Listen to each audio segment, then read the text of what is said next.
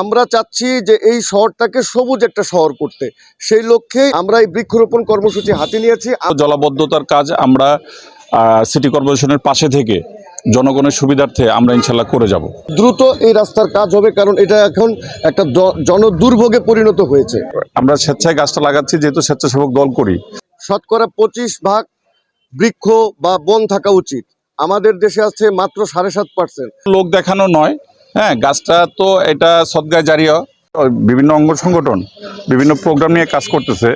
তো যেহেতু স্বেচ্ছায় আমরা স্বেচ্ছায় গাছটা লাগাচ্ছি, যেহেতু স্বেচ্ছাসেবক দল করি, সেহেতু স্বেচ্ছায় আমরা এই কর্মসূচিটা গ্রহণ করেছি, যে স্বেচ্ছায় আমরা স্ব উদ্যোগে আমরা বিভিন্ন ওয়ার্ডে আমরা এই বৃক্ষরোপণটা চালিয়ে যাব। এবং পাশাপাশি অন্যান্য যে কর্মসূচি আছে সেগুলো আমরা করতেছি। বিভিন্ন জায়গায় আমাদের ট্রাফিকিং কাজ এই সপ্তাহ থেকে শুরু হবে যানজট মুক্ত করার জন্য। পাশাপাশি আমরা বিভিন্ন স্পিড ব্রেকারগুলোতে রং করে যাচ্ছি, যাতে মানুষের চলাচল করতে বা চালকদের কোনো প্রবলেম না হয়, সেই জন্য আমরা এগুলো নিয়ে কাজ করে যাচ্ছি। সমস্ত কাজের তত্ত্বাবধানে আমরা আছি, এবং আমিনুল হক ভাইয়ের নির্দেশনায় তার সার্বিক সহযোগিতা নিয়ে আমরা ইনশাল্লাহ এই কাজগুলো করে যাচ্ছি, আগামীতেও করে যাব ইনশাল্লাহ। যেখানে গাছ লাগানোর মতো জায়গা থাকবে না, সেখানে আমরা অবশ্যই টপে দিব। আমাদের ইচ্ছাও আছে বিভিন্ন বড় বড় রোডগুলোতে, যেগুলোতে ডিভাইডার নাই, হয়তোবা আমরা আগামীতে মাঝামাঝি আমরা টপ লাগিয়ে দিব। আমরা নবগঠিত কমিটি, আমাদের কমিটির বয়স আজকে প্রায় 14 দিন অতিক্রম হয়েছে। তো ইতিপূর্বে যাদের কমিটি ছিল, হ্যাঁ, তারা তো করেছে। আর আমরা যারা পদপ্রত্যাশী ছিলাম, আমরাও আমাদের নেতাকর্মীদেরকে নিয়ে আমরা বিভিন্ন কর্মকাণ্ড করে গিয়েছি, এটা আপনারা হয়তো দেখেছেন। ইনশাল্লাহ আগামী দিনে শুধু যে স্বেচ্ছাসেবক দলই সমস্ত কর্মকাণ্ড পরিচালনা করবে তা নয়, হ্যাঁ, যত অঙ্গ সংগঠন আছে, যুবদল, ছাত্রদল, শ্রমিক দল, অন্যান্য যত অঙ্গ সংগঠন আছে, সবাই সম্মিলিতভাবে যার যার অবস্থানে শেষে তাদের কর্মকাণ্ড পরিচালনা করবে আমিনুল হক ভাইয়ের নির্দেশে। এই কর্মসূচি চলমান থাকবে। আমিনুল হক ভাই আমাদেরকে অলরেডি যেভাবে নির্দেশনা দিয়েছেন, আমরা সেভাবে কাজ করে যাচ্ছি।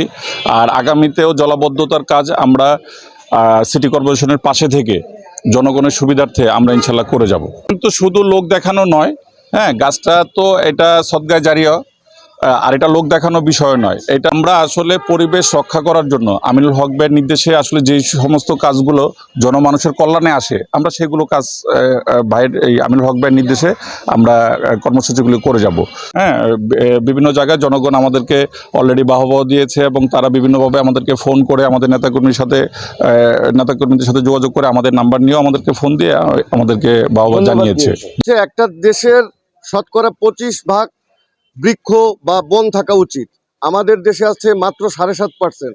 আর আমাদের এই নগরায়নের ফলে ঢাকা শহরে প্রতি বছরই যেভাবে করে বৃক্ষ নিধন হচ্ছে, এখন শুধু পার্কগুলি ছাড়া আর এলাকার মধ্যে গাছ নাই।